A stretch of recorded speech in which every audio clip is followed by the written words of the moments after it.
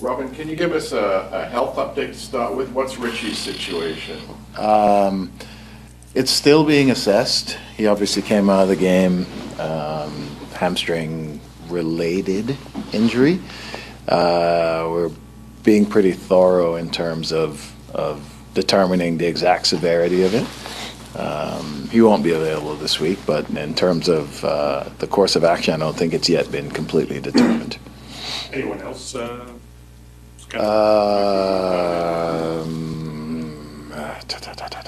Yes, there are a couple. Who would it be? What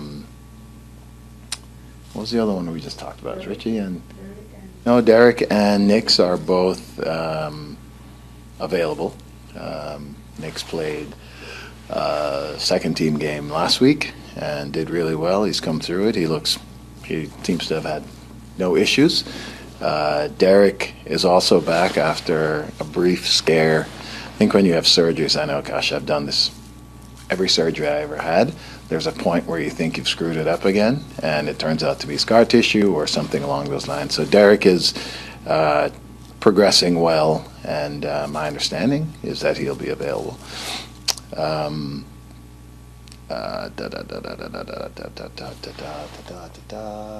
Henry has a little bit of a hamstring issue as well, and he'll be questionable. I think those are it for now. I think so. Yeah. What are you expecting from Cincinnati? That's a pretty powerful lineup you're going up against. I was thinking about that the other night. You look at the players they have. I have no idea how much money they've spent over the last couple of years, but I just think about between Matt Miazga, who I had in New York, and Miles Robinson, and I know they spent some money on some midfielders and forwards. It just seems like a team that is very, very well stacked and equipped. What I expect a really good team. And they have athleticism all over the place. They have power, size, guile. They're a good team. There's a reason why they've done so well the last number of years. So I know it's wedged between a couple of Champions League games, but they're not only good, but they seem to be very deep. So in that sense, I certainly expect it to be a very good team and a very well-organized team with players who can hurt you in a lot of different places. Have you coached against Pat before during your time in Colorado? No. I think I only played against Cincinnati once. I want to say Yap Stam was a coach then. I think. I'd have to go back and check. You've obviously known him. Oh, you know what? No, that's not true. In Colorado, they came to Colorado. Okay. I think they beat us a couple of years ago.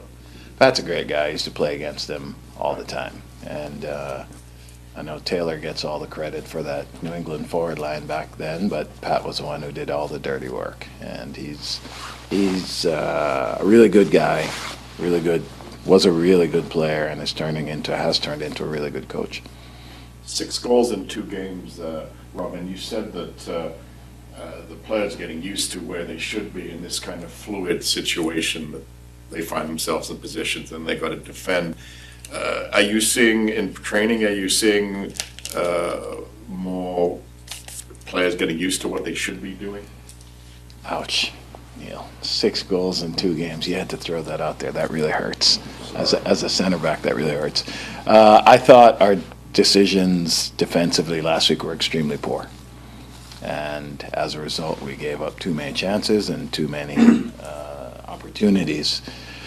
So we've worked this week at tightening some things up. I feel like this is a group that, again, there's a new coach, new ideas. We're trying to blend a bunch of different ideas together.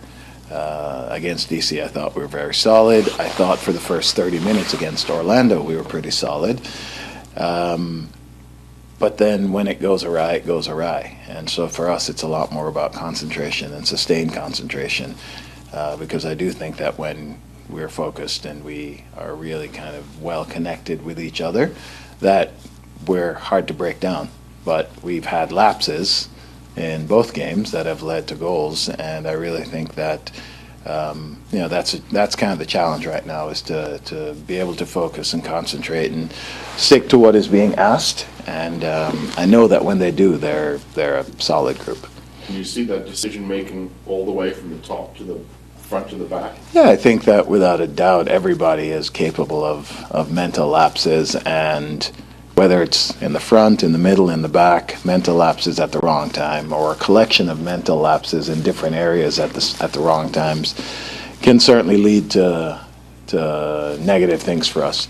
And so the challenge really is for everyone to remain focused and be connected and get to the spots defensively that you're supposed to be to, because when we are, I think we're pretty tough to break down. I thought the attack was quite dangerous in DC and maybe a little bit less so in Orlando. What did you sort of see in between those two games? Yeah, I completely agree with you, James. I think one of the things that we're continuing to work at is, and again, new group, new coaches, new ideas, and we certainly think that when we occupy certain spots and we have to execute to get into those spots, but when we do, that we create a number of dangerous situations. And I do think going down, a sense of urgency / desperation comes about, which then leads to players maybe, and everyone's intentions are good. Everyone wants to help. So then all of a sudden you have a bunch of people trying to do things themselves, whereas it is firmly our belief that if we move as a team, think as a team, function as a team, execute as a team, that we'll create more chances. And I do think that a little bit of the randomness in the last game was due to being down a couple of goals and people just wanting to make a difference and wanting to help. And I think sometimes losing track of the fact that the reason that we do certain things as a group offensively is because we think ultimately it will lead to the most chances. Sorry, go ahead, James. So just Ola, we saw a little cameo, but how much does having that potential of a focal point in the attack help? I think it's provide huge. Some structure. Yeah, I think it's huge. We have some good young forwards in DeAndre, Hugo, Charlie, but Ola obviously offers a little bit different level of experience, and for us a little bit maybe different mindset. And by that I mean he's a very traditional 9, in that he's in the middle of the field, he's always thinking about goals, he's always running behind, and I think he's going to be really good for us. It seemed like when he came on last week that he certainly occupied the defense. He was on their shoulder the entire Yep. time. Things changed when he was out there. Yeah, and I definitely agree with you, Neil. And that's one of the things I think Ola can actually help some of our young 9s out with, is the recognition of how and when to move and timing to move and that sort of thing. He's very goal oriented, which is great. And you think about his movement and how he tries to, the spots he tries to get into, and I think he's very good, and he's also an extremely hard worker, which I think is ideal for who we are wanting to become.